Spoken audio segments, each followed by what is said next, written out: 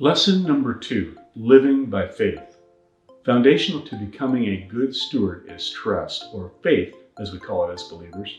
At its core, faith is the opposite of self-dependence. It tells us that in the realm of finances, there is territory that belongs to God alone.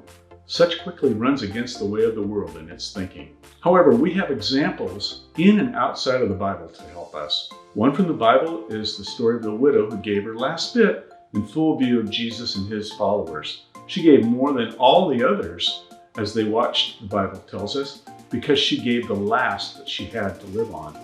We know this widow, who had no other support than what others from the temple system provided, was taken care of. Christ even compared how God feeds the birds of the air for their daily needs. That we should focus on life's priorities in the kingdom of God first, versus looking to our own pocketbooks for our security. A more current example is a pastor named George Mueller who lived in England. Mueller challenged the status quo by tithing on the gross and using his resources to support the needs of orphans, whom the government left mostly to the care of the church. In one of his larger orphanages, one day they were completely out of food.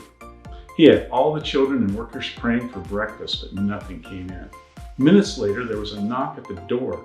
The local milkman's cart had broken down right in front of the orphanage, and he gave all he had to the children, which carried them over until more support came in.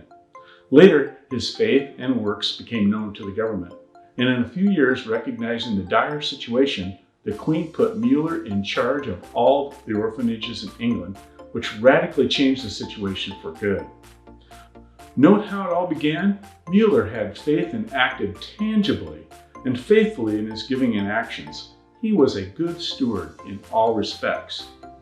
Larry Burkett used to say, how one deals with money is an outside indicator of an inside spiritual condition. You see, we cannot separate the two. Money and faith are interconnected.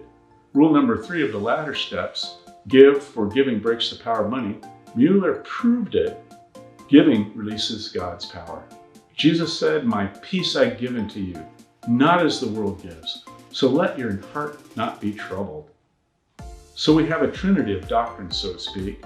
1, have faith in God's provision. 2, the wisdom power of the Bible. And 3, your will submitting. Start today simply by making every spending decision a spiritual decision. My peace has no price tag. You choose.